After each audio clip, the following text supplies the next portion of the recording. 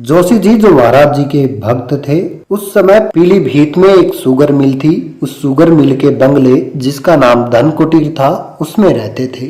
मैं दीपचंद पंत उस समय पीलीभीत की इसी शुगर मिल में हाई स्कूल पास करके नौकरी कर रहा था। बात 1943 की है। मेरे छोटे भाई का निधन होने से मैं बहुत दुखी था।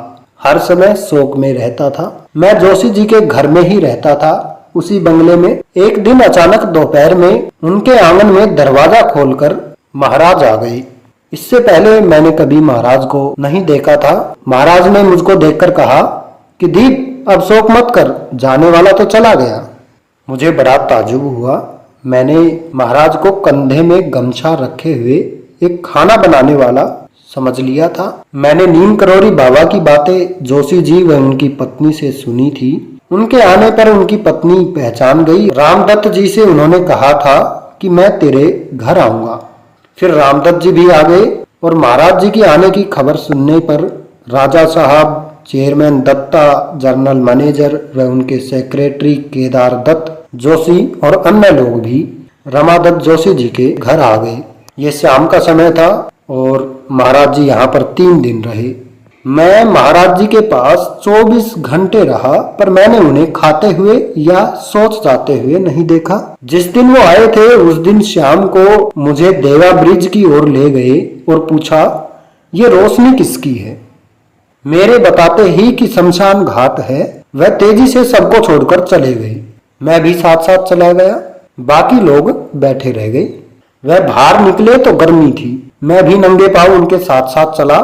महाराज जी वहां से इतनी तेजी से देवा ब्रिज की ओर चले कि मैं उनके पीछे पीछे दौड़ता हुआ गया। महाराज जी शमशान घाट में चले गए और बालू में चित्त होकर लेट गए। मैंने सोचा, सब इनको महात्मा कहते हैं, ये तो पागल है। एकदम महाराज जी उठे और बोले, तू ठीक सोचता है, मैं पागल हूं रे। मैंने सोचा कि इनके पास इतने बड़े लोग आए हैं, उनको छोड़कर ये भाग क्यों गए? तो वह कुछ देर बाद बोले, तू भोला है रे।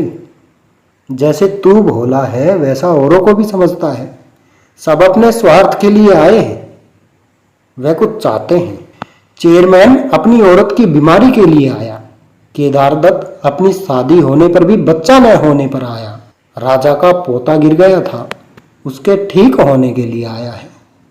उन्होंने सब की बात बतला दी और फिर लेट गए।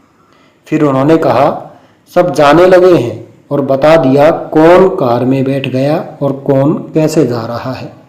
उन्होंने वहां से आगंतुकों के लौटने का दृश्य बतला दिया। जब सब चले गए तो वो बोले, सब चले गए, चलो अब घर चलते हैं।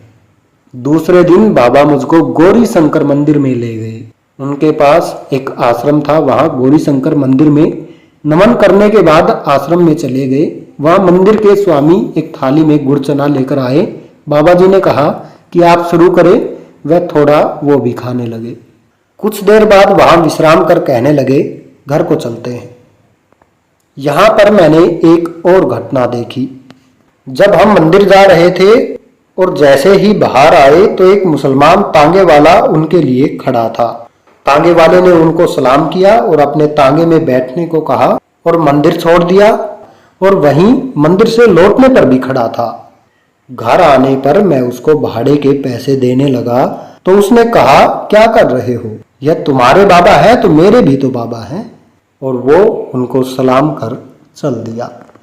और 3 दिन बाद महाराज जी के वहां से चले जाने के बाद मैंने रामदत्त जोशी से महाराज जी का, जो महाराज जी ने बताया था कि कौन कैसे जा रहा है, उसके बारे में पूछा तो सब कुछ वैसा ही पाया जैसा महाराज जी ने शमशान घाट में बालू पर लेटे लेटे विवरण किया था।